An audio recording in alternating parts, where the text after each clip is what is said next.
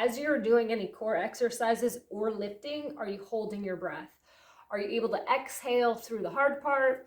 How's your pelvic positioning and your spine positioning and your head positioning and your shoulder blade positioning? All this stuff has something to do with how your core engages, and it all can be a difference in the results that you get. And that's what I really go through with a lot of my clients is positioning, engaging the core properly, and proper breathing, which isn't spoken much about and or taught in the fitness field. So this is really important because your abdominals help you breathe. So if you're lifting, say you're doing a shoulder press, and you go to inhale as you press, all you're doing is pushing that pressure into your back, lifting the ribs, and you're not engaging your core at all. If you hold your breath and press, now you're pushing all the pressure out and down into the pelvic floor. You're still pushing that into your back because you're holding your breath, probably leaning back as well, and trying to like muster up the strength to hold here to press.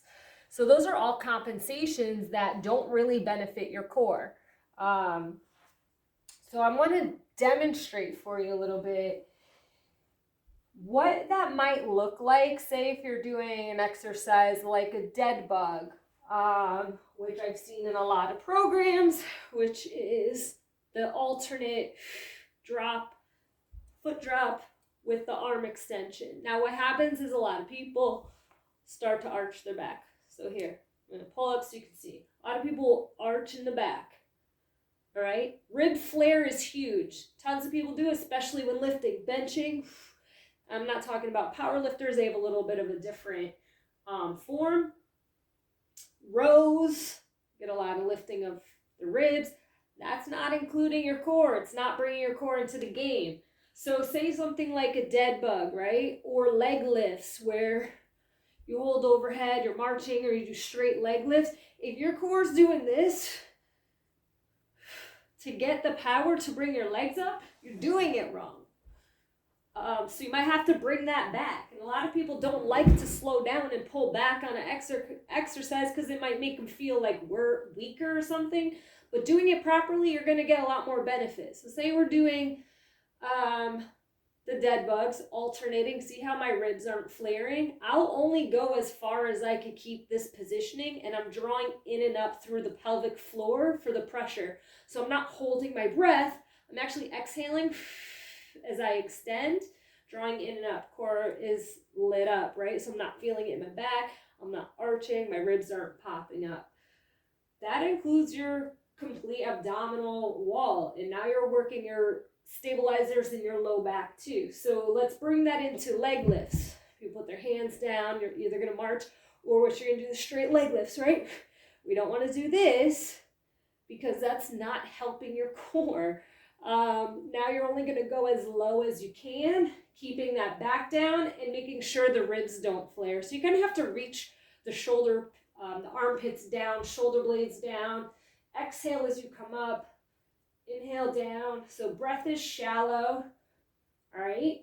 Notice I'm not like rocking. I'm not arching. I'm not letting my back pop up just so I could get the power, momentum to pull my lower legs up, because actually what you're doing is a lot of pelvic tilting and rocking, which could end up hurting your back, and a lot of people do have back issues because they do core improperly. So if you can't do that, then you'd bring it down to a marching, trying to focus on those points, making sure that you can breathe, that the pressure's drawing in and up and not just pressing out. The ribs are coming down, and that you're able to maintain that before you go to, say, straight leg alternating lifts. And then the next step would be double leg, right? Your range of motion depends on how well you can do an exercise. Your range of motion isn't because that's what I've seen the exercise done on social media. That's how I'm being taught it from the TV or from this influencer, so that's how I should do it. Your range of motion depends on how well you can keep your core engaged. Can you keep your posture correct? Can you keep your pelvis from tilting and going into your back? Can you keep your ribs down? The ribs down, huge piece of your core.